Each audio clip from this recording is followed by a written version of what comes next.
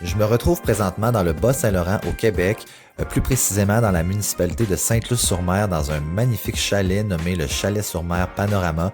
Donc merci à eux de nous accueillir. Donc vous pouvez retrouver en description les liens pour réserver ce chalet. Attends une seconde. Avant de t'installer pour de bon, avant de baisser ta garde, il y a quelques points que tu devrais vraiment vérifier qui peuvent dans certains cas changer complètement ton séjour. Alors voici 6 points essentiels à inspecter dès ton arrivée dans un hébergement touristique. C'est parti! La première chose à faire, c'est de vérifier s'il y a des sorties d'urgence. Commence par repérer les portes, les fenêtres. Est-ce qu'elles sont faciles d'accès? Est-ce qu'elles s'ouvrent facilement? Est-ce que tu pourrais sortir en pleine nuit? Donc, vérifie aussi s'il y a des plans d'évacuation. À noter que c'est pas obligatoire partout, mais c'est un bon indice du sérieux du lieu. Surtout, cherche le détecteur de fumée. Appuie sur le bouton test. Est-ce qu'il fonctionne? Parfait. Sinon, prévois-toi un plan mental pour réagir en cas de besoin.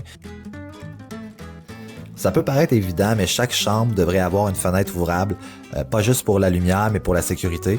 Une pièce sans ouverture, c'est une prison, en cas de feu évidemment. Vérifie que la fenêtre s'ouvre bien, qu'elle n'est pas bloquée, qu'elle te permettrait de sortir si c'est nécessaire. Et puis côté confort, une pièce sans ventilation naturelle, c'est un peu pas très bon pour l'humidité, c'est aussi la mauvaise qualité de l'air potentiellement, c'est une nuit difficile. Évidemment, la propreté générale du lieu, l'endroit peut sembler propre en premier abord, mais on peut savoir si le ménage a bien été fait en profondeur assez facilement. Donc regarde les zones souvent négligées, les dessous de lit, les matelas, les recoins de salle de bain, les poignées, les interrupteurs, le frigo par exemple.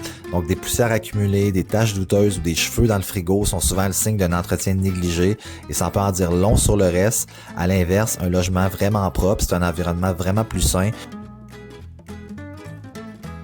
Là, on tombe dans un sujet beaucoup moins agréable.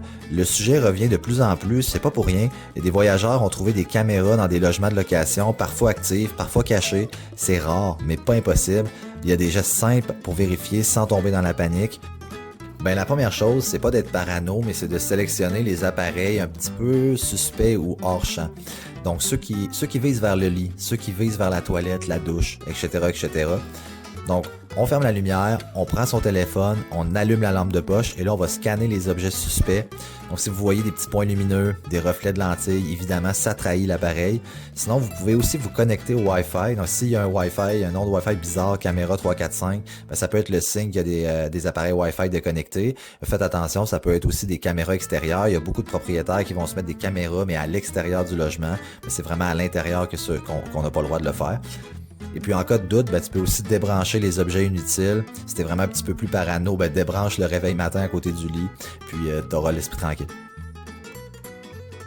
Si tu voyages avec ton passeport, de l'argent liquide, des appareils coûteux, un coffre-fort fonctionnel, c'est toujours rassurant. Alors vérifie s'il y en a un, vérifie si le sauf se ferme bien, si le code est personnalisable. S'il n'y en a pas, c'est pas grave. Prévois une cachette temporaire dans le logement, garde les objets importants dans un sac fermé avec un petit cadenas, toujours près de toi ou vraiment bien caché, surtout s'il y a des ménages qui sont prévus durant ton séjour. Donc prends ça en compte.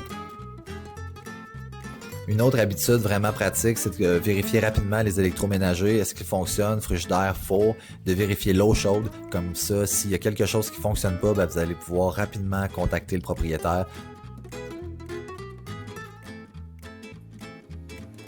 Donc, ce genre de vérification, ça prend à peu près 5 minutes, mais ça peut t'épargner beaucoup de tracas. Voyager sereinement, c'est aussi observer, anticiper et s'adapter. Donc, si tu veux plus de conseils concrets pour éviter les problèmes en voyage, pense à t'abonner à ma chaîne et jette un coup d'œil au guide qu'on produit sur mon site web. J'espère vraiment que cette vidéo t'a aidé et puis merci de l'avoir écouté jusqu'à la fin. Je voulais aussi prendre le temps de remercier chaleureusement le Chalet sur Mer Panorama pour leur accueil dans leur magnifique chalet. Alors, n'oubliez pas, les liens sont en description si vous voulez louer le chalet, très bien situé pour une visite du Bas-Saint-Laurent, de la Gaspésie. Alors sur ce, voyageurs, je vous dis à la prochaine et à bientôt.